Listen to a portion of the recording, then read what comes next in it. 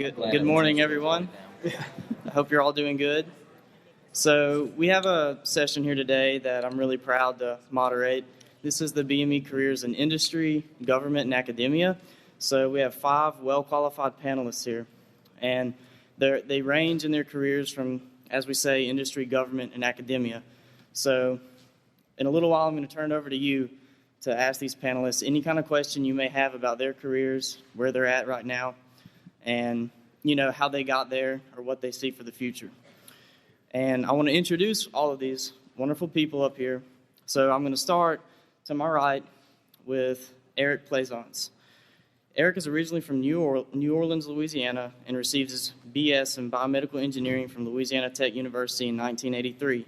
He has worked for the Department of Veteran Affairs, the VA, for 30 years as a clinical engineer.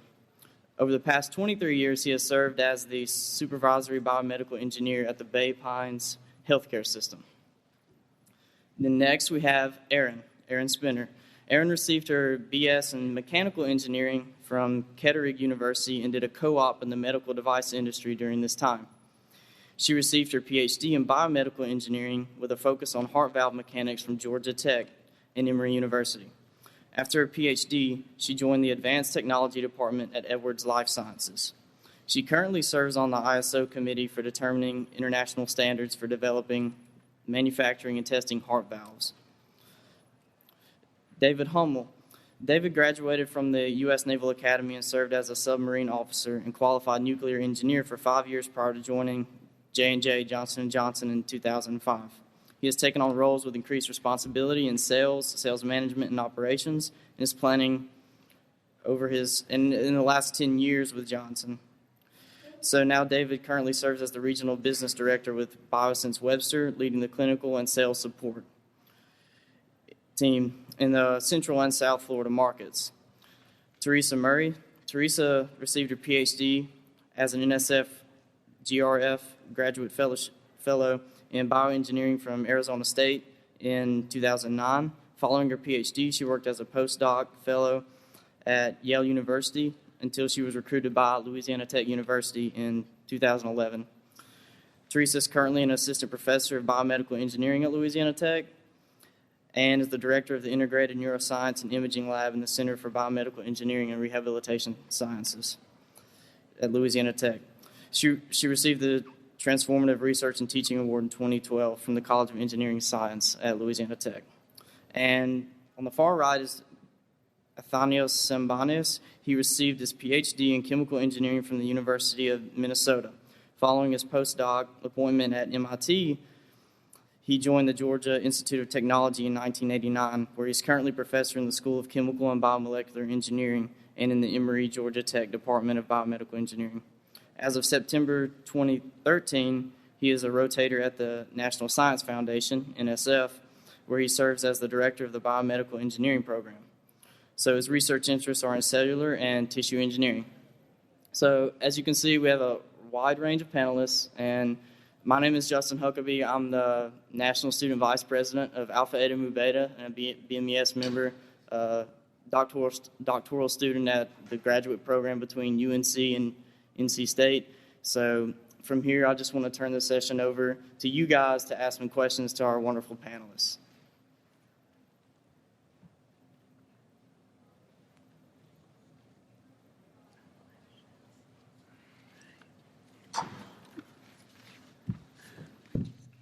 Yeah, you can just come up. Yeah, just come up front.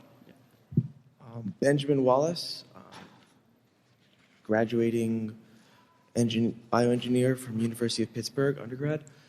I was wondering, just to get us started, what exactly is the significant difference between an industry job, an academia job, and a government job? I had an understanding of industry versus academia, but not how government fits into it. I wouldn't say my role as a clinical engineer at a hospital is really just confined to the government. Many private hospitals utilize biomedical engineers or clinical engineers to maintain the medical equipment that serves the people that come to the hospital. So my role in VA is very much analogous to what you will see in almost any medical center. You may not have an engineer at a particular medical center, but you'll have some professional that will help direct the people who actually do the maintenance activities on the equipment. Maybe I can follow up briefly on this. So I'm a rotator at NSF, which means that I have a temporary appointment with the National Science Foundation. But through this, I've interacted with people at other federal agencies who are primarily permanent, because this rotating position is kind of unique to NSF. Government jobs for biomedical engineers can vary widely. You can be a full-time researcher at NIH. You can be working for FDA, dealing with various types of applications that are being submitted to the Food and Drug Administration. And you can do what I'm doing, which is manage a program that is receive proposals, have these proposals reviewed, and then make awards and declines. A number of engineers work for the FDA too to do product evaluations. So that's a big government niche for biomedical engineering also. For academia, I'm a junior faculty member. I don't have tenure yet, but I'm on what's called the tenure track. And this is probably it's a job that's most like your professors in your colleges right now. But there are some other opportunities in academia. You can track into administration. There are lecturer positions that don't require research. For tenure track faculty at most universities, you teach and do research and you do service. So it's a very busy job. It's like having 2.5 jobs, but it's exciting and you're never bored. But there are other opportunities too at community colleges in teaching. And some of those can be actually quite gratifying, especially if you end up chairing a department or something like that. And these schools typically feed into universities, and that's a growing area of opportunity in a lot of states. I think I'll just add one thing that's very different from industry and academia is as an engineer or working on a team, you're not ultimately responsible for finding funding. So, for example, we have a whole sales force that sells devices, and from that, it feeds back into the R&D budget. Whereas in academia, usually you're in charge of finding grants and other support to fund your research and move your projects forward. So, in industry, it's maybe a little bit more focused on product development or quality or whatever role that you're in specifically. So, obviously, you still have to ask for money and get budget from people above, but you're not actually out fundraising. So that's a little bit different. Thank all of you. Good morning. My name is Matthew Ho. I'm a third-year biomedical engineer at the University of California, Davis. My question is a bit geared more towards Erin. As someone who went from mechanical engineering in your undergrad to biomedical engineering, what are your opinions on someone who's interested in going the other way around, going from biomedical engineering to another field, such as electrical or mechanical, in terms of perhaps the skills you've acquired during the former and how those have helped to go towards the latter? Yeah, I actually think that's a really good idea. I think industry is getting better about hiring BME, but I think for quite a while, if you wanted something mechanical built, you would hire a mechanical engineer. If you wanted something that had electrical components, we would look for electrical engineers. So I think it's really good to, if you're going to go back to one of the traditional engineering specialties, I think that's great. But I think what you'll find, because when I went from ME to BME, is you're going to go from more general to more specific. So maybe you had 1 or 2 classes in BME that were foundational mechanical engineering classes. Well, now you're going to be focusing on that. So the depth that you're going to get into in those core classes is going to be much deeper. Thank you very much. Hi, my name is Samantha Knoll. I'm a PhD student at the University of Illinois. And my question is regards to government jobs. So I know for some of the traditional avenues in finding a job these days, it might not necessarily apply to government positions, and I'm curious as to, as someone who's interested in science policy, where one might go about finding those types of roles and how to get in contact with those folks. Try the AAAS. They've got a lot of resources on their website to direct you to those careers. I think National Institutes of Health would be a good place to go for that kind of a government opportunity, and maybe some in the FDA. The FDA, though, is much more in documentation for compliance and approval for medical devices. Probably National Institutes of Health. I think I would say, just like any job, I think the best thing is to find people that are doing what you're doing or in the field that you're doing, and tell them what you're interested in doing. And if they can't help you, they probably know someone that can. I mean, the websites are great places to look, but you're one of hundreds, thousands. So really talk to people that you know that are doing what you want to do. Also, I would direct you to the American Institute of Medical and Biological Engineering. They're the umbrella organization for BMES and other organizations like us, and they have a wealth of information on public policy. So if you're looking for ideas and looking for contact names, that would be a good source. AIMBE, A-I-M-B-E. If you just do aimbe.org, you'll find quite a bit of information.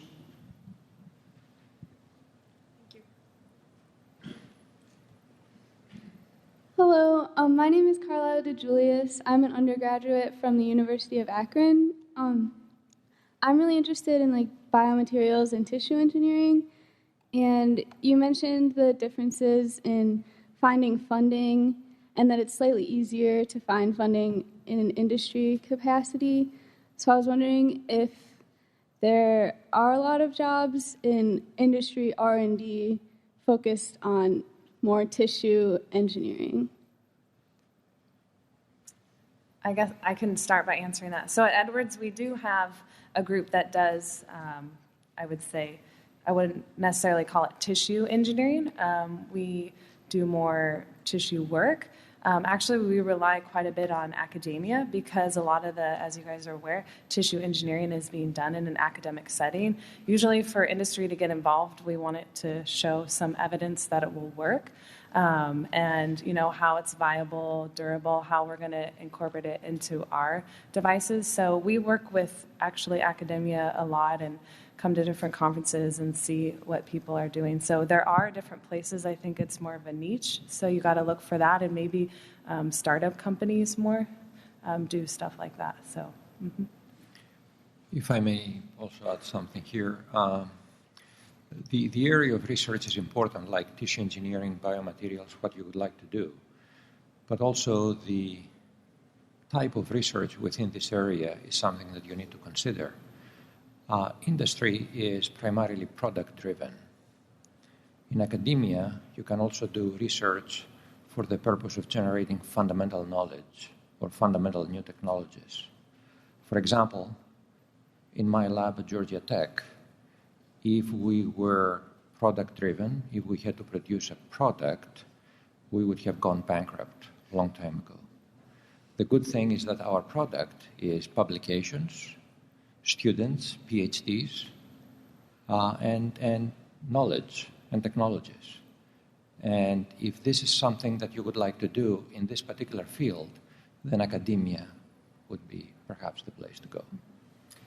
I was at a summit.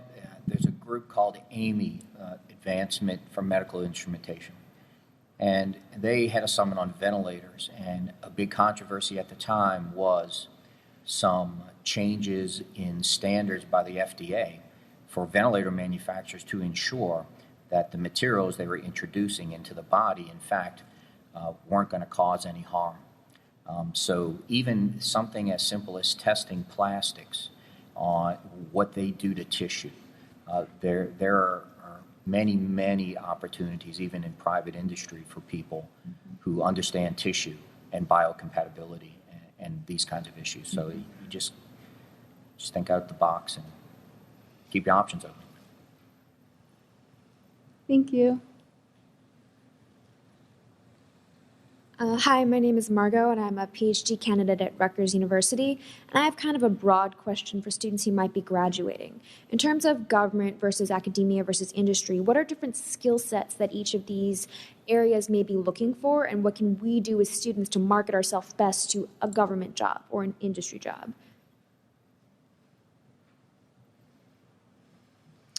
So I think one thing that's extremely important for us, and maybe not the same as in academia, is industry experience. So I think when you are a PhD, myself being there also, your main focus is research, getting papers out, but not necessarily taking 3-6 months off of your research to go and work in industry. But if ultimately you want to end up in industry, I think that's an invaluable experience. I think that it helps show that you can work as part of a team, work in a corporate environment, deadlines, different things that we work with that you may not get experience with when you're working on your PhD. So I think that's the most important thing. And then also the contacts that you'll develop when you do that internship. You can reach back out to them when you want to look for a job. So I think that's important. A lot of it just depends what you want to do specifically in industry. So if there's a specific skill set that's needed, for example, for some of our engineers, they want them to know SolidWorks or Pro-E, modeling programs like that. So if that's what you would be hoping and looking for a job in, you want to try and work on some of those skills as well. So. And then to answer your question regarding academia, it would be important to do a postdoc. Your curriculum vitae and your research statement and statement of teaching philosophy are going to be very important, and a postdoc affords you the opportunity to build that CV up to be competitive. Your products are your papers, classes that you've taught, and that sort of thing. I think you're right to ask about how do you market yourself, do a little bit of introspection, find out what kind of person you are. If you're more of an extrovert or an introvert, then certain kinds of careers are going to best fit your personality, and don't take that as a trivial thought process. Certainly we work, to keep ourselves alive, if you will, but I have more of an extroverted personality. I deal with people all day long. I solve people's problems. And that just marries well with who I am. If I wasn't that kind of a person, the kind of job I'm in, it might not work so well. So think about who you are too when you look for a job. It certainly will increase your satisfaction. I think that's an excellent point, and I just want to expound on it a little bit. The point made earlier is that industry is really about products. Being in industry, working for Johnson & Johnson, specifically Bioscience Webster, you look at the spectrum of what we do. There's research and development, there's design, there's quality, there's the commercialization, bringing that product to market, there's the marketing, and then there's also the sales and service that goes with that. We interview quite a few biomedical engineering folks for what we call our clinical account specialist role. This is really the interface or the mesh point between our technology and between treating live patient lives. So it's almost like hanging up your lab coat and putting on scrubs and being right there in the electrophysiology lab working with the physician side by side. So the thing that we look for when we're interviewing candidates and when they're marketing themselves, and I think that's a great term, I want to know their story. I want to know why they chose to go into biomedical engineering. I want to know what they want to achieve or accomplish throughout their career focusing in biomedical engineering. And I want to know how they plan to do it, how they plan to have an impact on the healthcare environment in the United States, for instance. A lot of times when I ask candidates, tell me a little bit about yourself, believe it or not, they jump right into the projects that they're working on. And the projects are so impressive. But what I want to know is your story. So whenever you're given the opportunity, and when you go to some booths today or you're talking to people and they say, tell me a little bit about yourself, think of that as a blank canvas for you to paint the picture as to who you are, why you've made the choices you've made, what you want to accomplish. And that really does tell a great story. It starts with being very introspective, and then it also lets the individual you're communicating with understand what you're about. Those projects are extremely impressive, and the thing that I like to take from that is how well, as Aaron mentioned, do you work on a team? How well do you do when you're leading the team? How good of a follower are you? How do you engage with some of your team members in those projects when someone's not carrying their weight or someone's settling for subpar standards? How do you deal with that? Because as a hiring manager building a team, in this particular situation, it's a sales and service team, I'm trying to put together a mosaic, different pieces, parts, and I need to understand how you as an individual work with teams and with others. I just want to add something to what David said. So I said internship, and I know those are often hard to get. A lot of people always come up to me, how do I get one, especially as a PhD, because it's not a traditional route. But I think he touched on a great point, is working with physicians. There's a lot of roles in industry where you collaborate and interact with physicians. I do that on a daily basis. And that's something I did when I was in my PhD. I published papers with physicians, developed relationships with them. I know even at Georgia Tech, there was a program where for undergrads where you could work with a physician. They come to you with a problem and you help solve it. So I think that's a big skill that you could highlight when you go to industry and say, here's the physicians that I've collaborated with. You know, I helped them solve their problem. We tinkered with the product or whatever. And so I think that's another great thing, that there maybe are more opportunities within academia, and maybe, you know, advisors would be supportive of that. So try for that too. Thank you. So I have a side question. Aaron, did you do an internship during your PhD, or did you strictly shadow and work with the doctors in the clinic? So I didn't do an internship, but before I was fortunate, I did co-op in my undergrad, and then I actually spent a year working in industry, so I had a lot of experience, and I think it's getting better. Maybe some people from academia can speak to this, but I think when I was in academia, it was frowned upon to go and do an internship because that's time you're taking away from your research. But I would say even if that makes you have to stay longer and you know you want to go into industry, work really hard to get an internship. I think the other thing that's important, and when I selected my lab was very involved with industry, and we did consulting for companies, so they actually came to us. So I didn't do an internship, but I actually consulted on projects. So, you know, if you're still young in your career and you have that opportunity and you know you want to go to industry someday, look for an advisor that has relationships with industry, because they're going to help you out later. So, thank you. My name is Dominic. I'm with the National Honor Society. I have a question specifically with regards to higher degrees. What are the job prospects in each of the industry and government organizations you're with for people with higher degrees? And more specifically, my two questions are, what percentage of people with advanced degrees, meaning masters and PhDs, do you or your organization recruits? And within each of your groups, how many people with advanced degrees do you have working within your particular office or lab?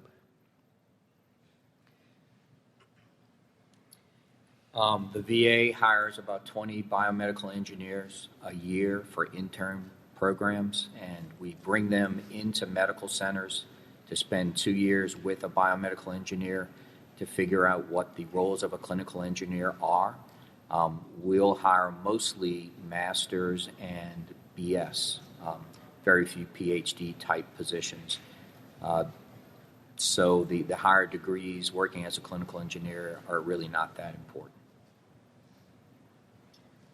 So we have lots of masters. I think having a master's is easy to get a job. I think it's a little more difficult when you have a PhD. I will say it was kind of hard for me to break into Edwards. They didn't traditionally hire PhDs. There's definitely companies out there that look for PhDs, and they want to hire PhDs. But I think more often than not, you don't find that. And so they're looking for a traditional engineer with 5 years experience or whatever, and you say, well, I have 5 years experience doing something a little different. I think you just have to market yourself differently. I think you have to convince people that you can work on a team, you don't work in a silo, and just show them why your research, or maybe, I think, you know, and when we work on our PhD, papers are so important, but sometimes they don't understand the value of that. So pull things out of it, like collaborations that you had, or testing that you developed, things like that. So I would say that there's probably in my department, and I think we have more of the PhDs, there's maybe 5 or 6 of us, and maybe a few others sprinkled in the company. So there's very few of us, and I think we're still learning what, if you have a PhD, how are you different? How do you have different skill sets than a traditional engineer? So not all companies are like that, just for our company in general. As far as credentials or degrees that you have, in the particular case, in the positions that we look to fill, we do have biomedical engineering undergrads as well as masters. We don't typically see individuals with PhDs in these roles, but that does vary. Again, I'm on the tail end of that spectrum around the marketing and the sales component. However, if we backed it up a little bit and we did look into research and development, then certainly the PhD skills and experiences, as Aaron mentioned, are applicable in those roles. So again, I typically don't see too many PhDs in my area, but absolutely, when you go back into that spectrum, you certainly see some opportunities and roles available. Thank you. Hi, my name is Luis. I'm from Tec de Monterrey from Mexico, and my question is, what kind of advice could you give to the people that want to be an entrepreneur and to develop their own company of medical devices?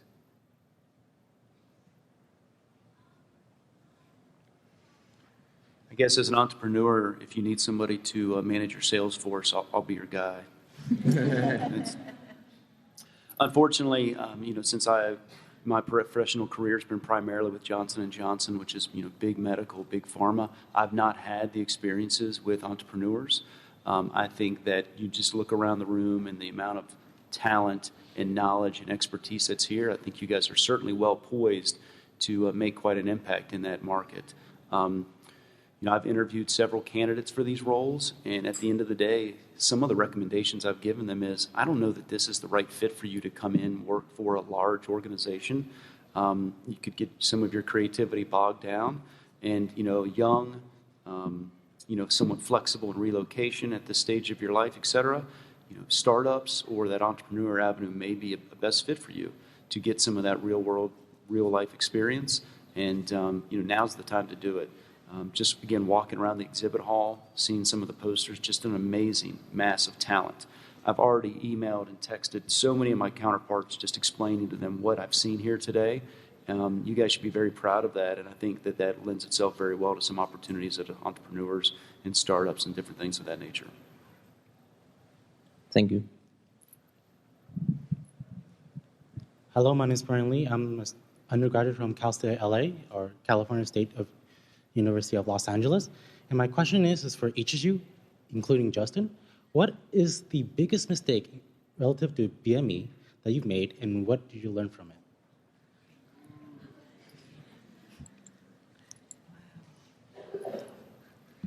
it? Okay, I'll start. I'll give you guys some time to think, because I'll take a bullet here. So I haven't had as much of a career as these guys, so I guess I can't make as big of a mistake yet, maybe, or I feel like I haven't. But so for me, I don't call this a mistake. It really just depends on what you want to do. But as far as flexibility, I wish I would have taken an internship in industry in undergrad instead of only doing research, because that leaves you open for more doors. I stayed strictly into research, which is great for getting into grad school or a PhD program or a master's program, sure. But having those doors stay open, all through undergrad as you get your bachelor's degree could have been beneficial. And down the road, if I get a master's or PhD, kind of like Aaron did, if I had a co-op or something, that might be nice to segue into industry. So that's what I've learned from it. And I think, if you're early in your career getting your bachelor's, I encourage you to take internship opportunities, whether it's in a industry, academia, or government, every summer. I'll go next. Underestimating the redundancy and complexity of the immune system. What's his name? It's the redundancy and complexity. Immune. The immune system. Yeah.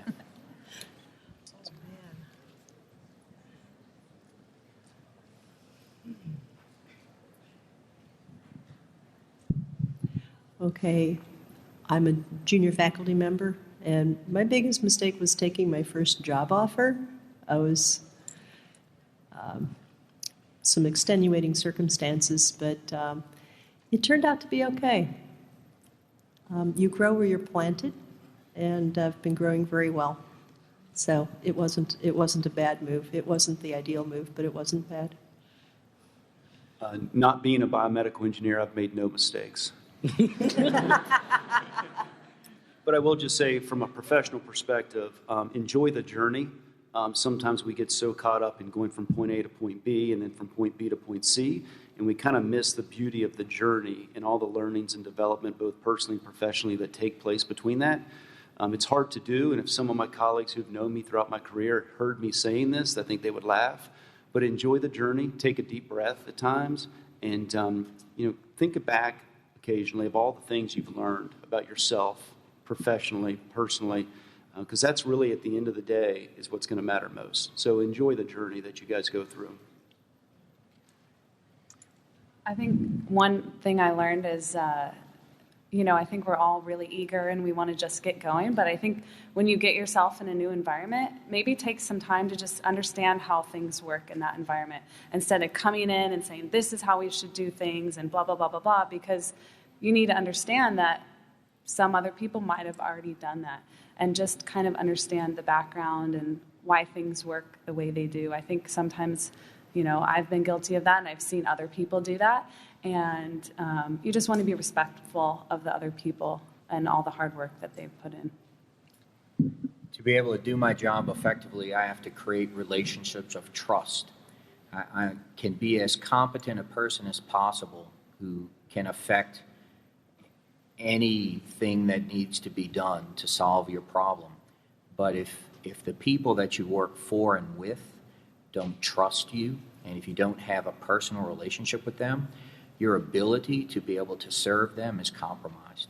So I wish I'd have learned a lot earlier on that developing that relationship of trust sometimes is even more important than being competent. Who you work with, who you work for, particularly in a service industry, relationships are important.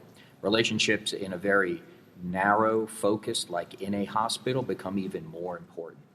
So when you are working with colleagues or with customers, that relationship is important. And sometimes as an engineer, we're very focused on, okay, let's just solve this problem. I solve this problem, and everything's fine.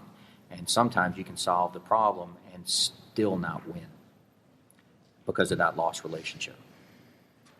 Thank you. Thanks for a great question and possibly the hardest one.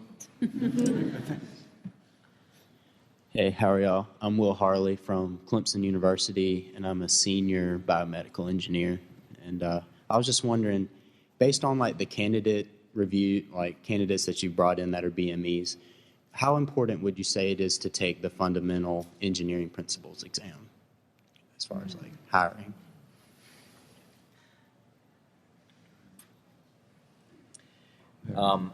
I just spoke a little bit about relationships of trust.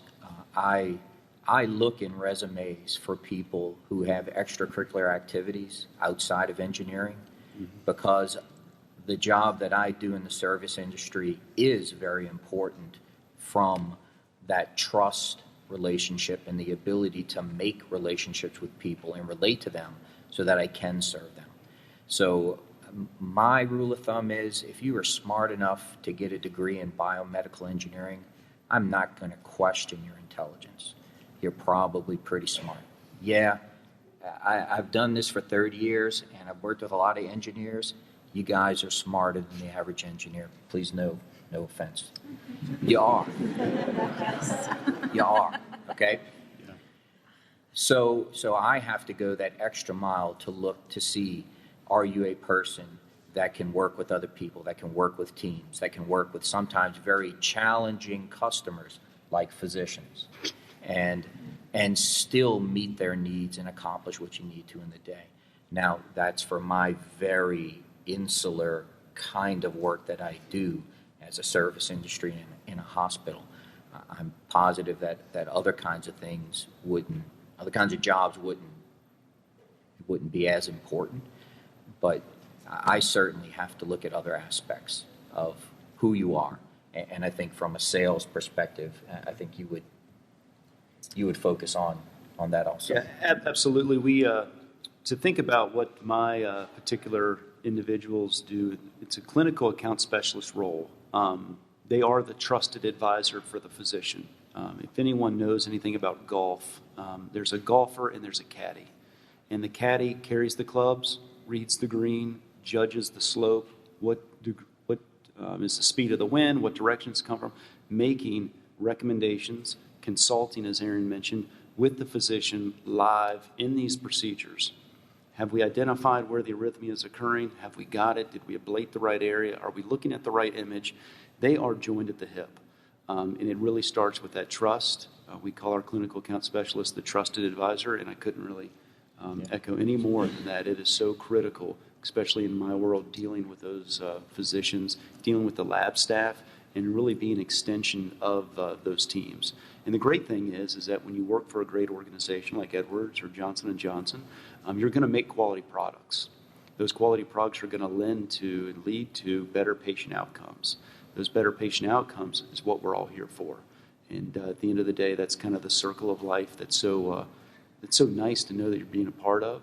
And it really starts with that trust, because without the trust, it's a total breakdown. So I think to the specific exam, I think it depends what you want to do. Not important in our field, but I know many engineers that is important in their job description. There is an engineer I worked with that he was a PE and he had it from before, but then he moved to Edwards.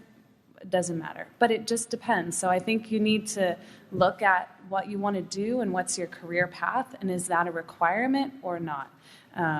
And if you think it'll put you ahead of other people, for us, that wouldn't matter so much as experience in what you've done in the past. So, Thank you, guys. Mm-hmm. Hi, my name is Angel from Florida Gulf Coast University. My question is for Mr. Plaisance. You kind of touched on this before when you went into the skills that you are looking for within government jobs, as well as you can go in with a bachelor's or a master's. But do you think you can go a little more into like what specific experience you think that employers look for within the government, and how you got your start as well? I can really only give you the example in the VA and at a medical center. I think I've hired a couple of people from Gulf Coast University, as a matter of fact, into my intern program.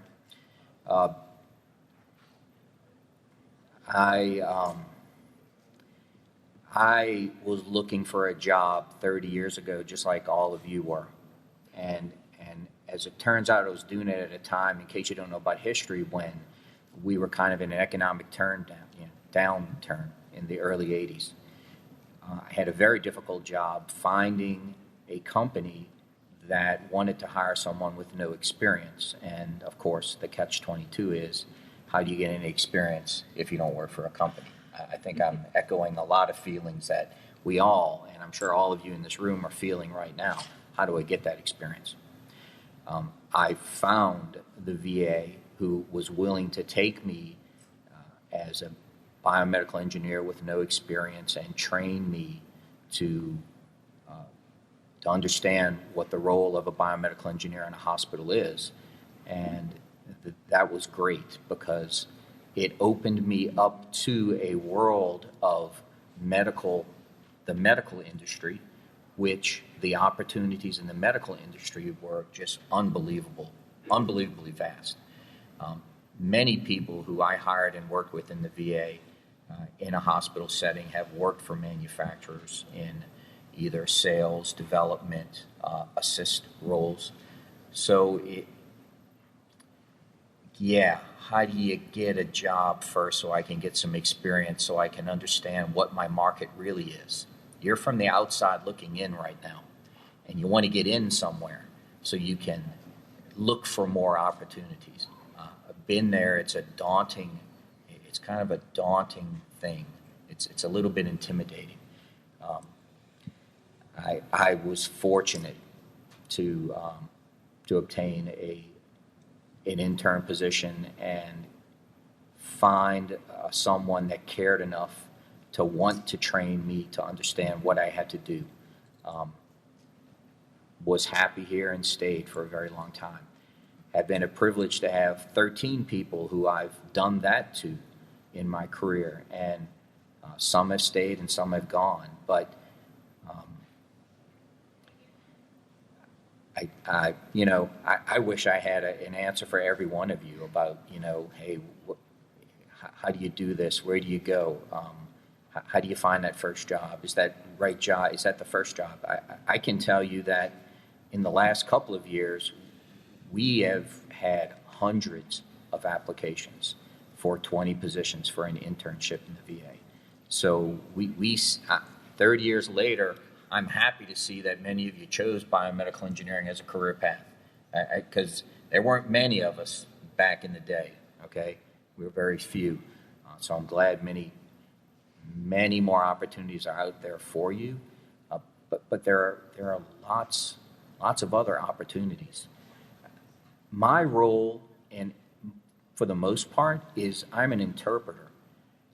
I understand biological systems in medicine. I understand engineering, and I understand the computer world. Any of those people that work inside any of those individual worlds don't understand the other person's world. They don't. They have no idea. Terminology, they have no idea about how systems work. A lot of what I do for a living is tell person A why person B can't do what you want them to do, because A and B don't have a full understanding of each other's job. And I'm that interpreter in the middle, because I understand both of their worlds. And so I can help bridge understanding between what they both need and how to both meet their needs. So if you happen to have some people skills, you can put those to work in this kind of service industry that we're in. If you're more academically oriented and belong in a lab, great, go for it. Again, I'll say again what I said earlier. Go with your strengths. Go with your personality. Sell yourself with your strengths. I can tell just from the way you came up to the microphone. You're an extrovert. Okay, maybe something in the service industry is right for you.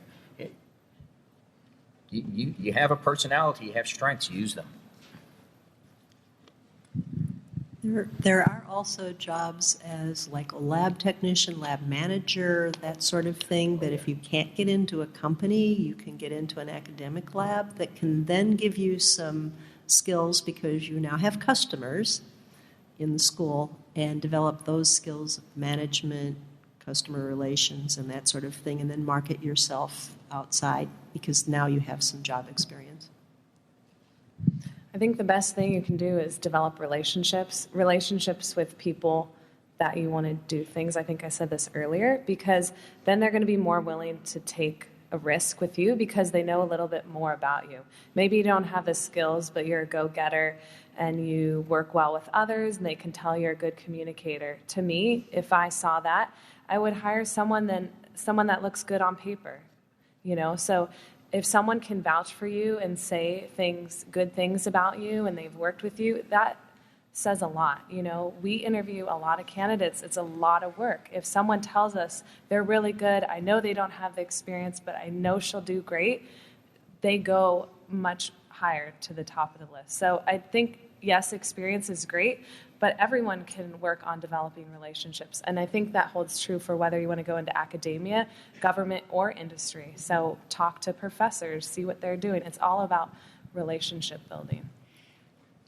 There's quite a bit of technology transfer, too, depending on the university that you're at. So you may actually have professors that you don't know, but they've started companies, and they need qualified, skilled people. What better place if you can get somebody to vouch for you that you're good in a lab doing something for them, that you could get one of those positions.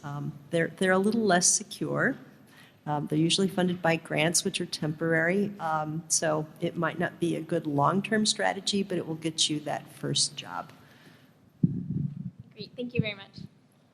Yes, networking is a big deal. So I know in the last session they encouraged everyone to have a LinkedIn. So if you don't, definitely have a LinkedIn, update it, and stalk some of the people that you could see yourself having a career in, like that their kind of role or their shoes, because whatever path they took, I mean, you might could model yourself and your steps the same.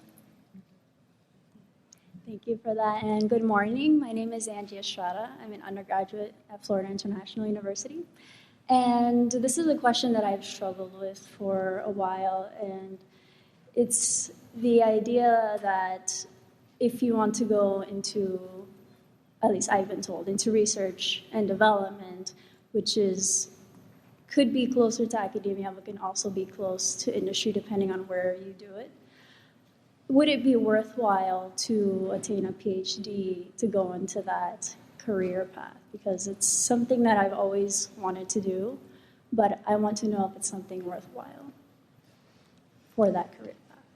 I've got a lot of these questions lately, but I think it's really good, and I think it's a great question. And getting a PhD by no means is easy, and I think you have to really ask yourself if that's what you want to do. If you eventually want to go into industry, and especially, yes, R&D, I've always been in R&D, I love R&D, you have to think about how the PhD will help you. Are you going to be doing something in your PhD that will further your knowledge in what you want to do in industry? If not, I'm not sure that it's worth it. I think it makes it harder. I think traditionally, there are companies that value the PhD, but if you have 5 years of experience in industry compared to 5 years experience in a research lab, and you're looking for a job in industry, it's a lot easier with the 5 years experience in industry. But let's say for me, I knew I wanted to get into heart valves, and I wanted to learn more about it. So for me, that's where I went with my PhD, and I loved it. I loved learning all the things I did. Yeah, it was hard, and there were times where you say, is this really worth it? And I look back and I say, I would do it all over again. But even for me, I went into this specific field that I did my research in. It was still hard. So I think you have to understand that and know that it might take you a little bit longer to get a job, but I think you have to be passionate about what you're going to do your PhD, because you're not going to get a PhD to work in academia. You're going to get a PhD to hopefully work on something that was related to your research, which you would do in academia as well, but the actual degree itself is not as important. Research is not a unimodal concept. There is a distribution. You can do market research, which could be surveys, and then on the other end, you can have hypothesis-driven research, which in my opinion is the epitome of the research process. So, in my opinion, you need a PhD primarily to learn the process of hypothesis-driven research. How to formulate a scientific hypothesis, how to design a set of experiments, specific aims or specific objectives to address this hypothesis, and then how to perform the experiments, analyze the data with appropriate controls, and derive solid, unequivocal conclusions. In my opinion, that's what the PhD primarily teaches you. It does not teach you technical skills. These you can learn without a PhD. And the question that you need to ask is whether you need to learn this process of hypothesis-driven research for what you plan to do. For academia, you do. For a lot of government jobs, also you do. For industry, it varies. You may or may not. Thank you very much. Hi, my name's Ryan. I'm an undergrad at the University of Minnesota, and I have 2 questions, if that's all right. That's fine. Okay, so the first question is, what are your thoughts on an industry versus academia? I'll just move this up. your freedom to do work that's interesting to you and also your ability to work on those problems in a way that you want to? I have a lot of freedom. I'm in academia, so the grant applications that I write, there's a wide range of private, public, government type organizations that give money for research. But there is a practical limitation, too. There are trends in funding and what gets funded and what doesn't. So some things come into popularity and others fade. So you do have to be aware of that, and that's very much a market-driven type of a thing. The people setting those trends in the market are different than the consumers who set the trends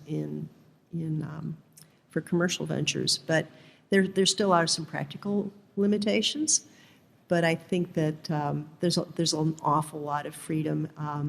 There are even grants that I've gotten one already to switch directions, to go off into a new area, seed funding, to be able to explore. And that's a little bit harder to get when you're in working for a company. But I've been both places. So before this, I was actually an entrepreneur, and I could do that, but I had to finance it. So I had to take a certain portion of my profits and then go off and pursue a new product line, a new type of service, and grow my company that way. So both have freedoms. You just have to know where your limitations are and to be able to work with them. None of those are crippling. You can do what you set your mind to do. If it's of value to people, whether you're in government or in business, then there's probably going to be a market for it. But know what the customers need. So know what government is looking for if you want to do that. Right now, the BRAIN Initiative is hot in funding, and I'm in neuroscience, so that's really good. I'm not having too many problems keeping my lab funded. So that's my constituency. I have to keep them happy in what I'm proposing. That would be altogether different if I was out there in industry, which I used to be before, and I need to know then where the trends are, who benchmark, who's doing what in terms of products. How can I be better? Can I take that whole product category and come up with a better idea that's revolutionary?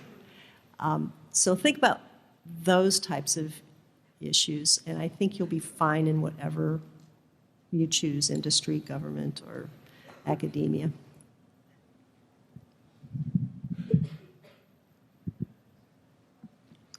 All right, then. And then for my... I was just going to speak from industry. So I think that there's still flexibility in industry. I think if you have a good manager and a good company, they want to keep you happy. They want to make sure you're doing things of interest. I know at Edwards that's really important to us, and so your managers work with you to make sure that you're being developed. And if you're in a place where maybe you're losing interest, then how can we find you a different position within the company that you'd be interested in? So as far as companies, they invest a lot into you. They don't want you to leave. They want you to be happy. And if you're not happy in your current role, let's find you something else there. And I particularly work in a department that's more of a startup. And so actually we support a lot of new ideas for products or getting into new disease areas that we're not in yet, and a lot of tinkering. So you can do things that you're interested in, but I think it's not as flexible as academia, definitely, because we need to make money and a product in the end. Let me talk a little bit more about academic freedom, as it's a loaded subject, and Teresa made a very good point that there is a lot of freedom in academia, but it's not absolute. You can pursue only things that you can get funding for, eventually. You cannot pursue research in academia just for the sake of interest. You cannot say that I want to study this because it's interesting or it is of interest to me. You have to go beyond that. Scientific curiosity will not get you funded as such. It depends on what you're trying to do, and then you have to approach the appropriate agency to try to present your case in an effective way. If the endpoint is going to be improving a translational procedure, clinical practice and so forth, then NIH obviously would be a place to go. If your endpoint is to generate impactful, potentially transformative, fundamental knowledge, then NSF might be appropriate. So it depends on the endpoint that you're going to have as to whom you're going to approach for funding.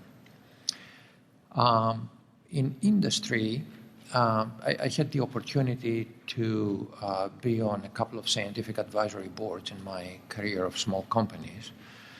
There is also freedom there, but again, the driver has to be very tangible at the end. It has to be a tangible improvement in a process that perhaps is already in place, or tweaking of a formulation that they are using in order to improve the endpoint. That's what I saw in industry. So there is also flexibility there, but within the strategic plan of this particular department in the company. All right, and then my second question is more related to industry. Being from Minnesota and observing the Minneapolis medical device industry, it seems like the larger companies, the Medtronics, the Boston Scientifics, the 3Ms, that instead of developing their own devices recently, they've more so been purchasing startups and using startups kind of as a weed-out process for them. Do you think that that's an accurate assessment? And if you're interested in developing devices, would it be better to go for a large company or more of a startup?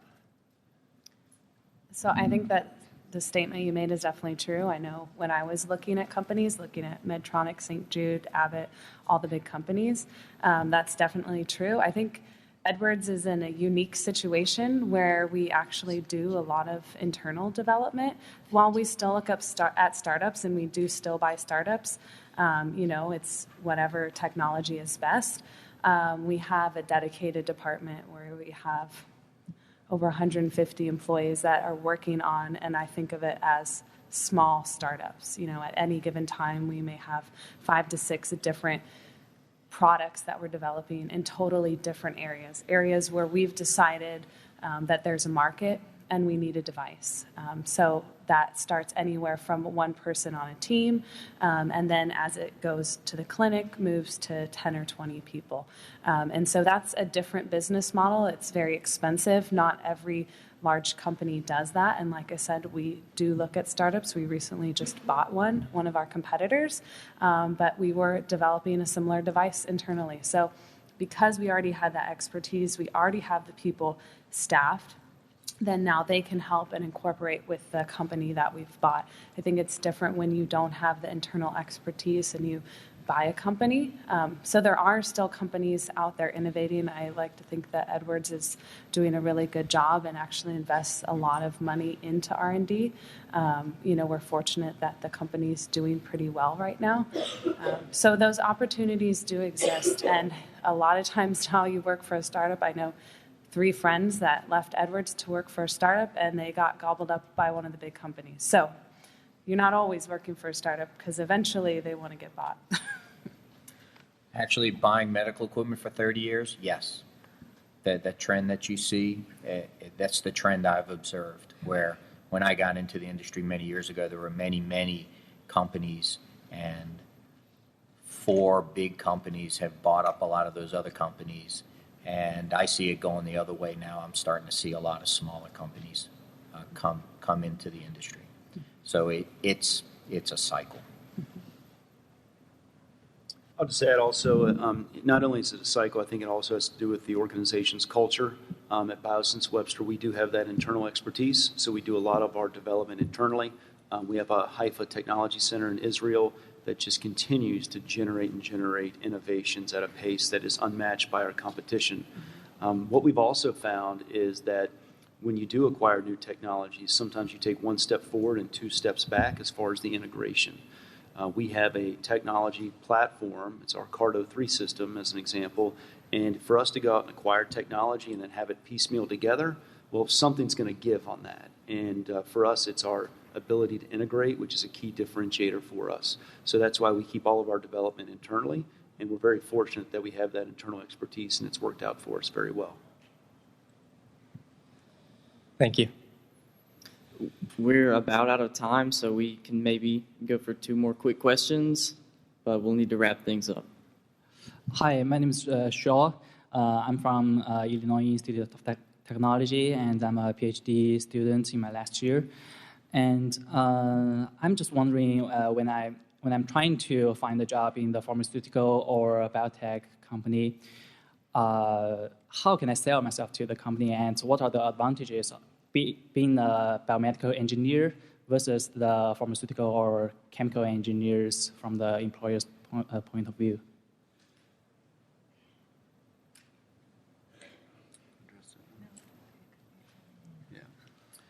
I think certainly there's advantages to specializing in biomedical engineering. One of the recommendations, I think your question was about, how do you explore the opportunities that are available? Is that what you asked as well? Yeah. For us at Johnson & Johnson, just wanted to plug, and I think Edwards is up there. We are up here at Exhibitors, booth 1014. Please stop by before you leave, first off. We do have a website, jnj.com/careers. You can go in there and you can actually create a profile. Create a profile with your experiences, your background, and then your interests. And then from that, you'll receive notifications when opportunities that match those criteria come up. So that's something I would recommend for everybody here, just as a first step. 247 operating companies across 70 countries around the world is where Johnson & Johnson works. That's where we thrive. So the number of opportunities out there, whether it's medical device, pharmaceuticals, or even in our consumer organization or sector, it's just an overwhelming opportunity base. So the opportunities are out there, the experience and the expertise is here, and it's just kind of really finding that fit for both you as a person and the organization as well. But that would be a first start for me for a recommendation would be to go on, create a profile, and start that process.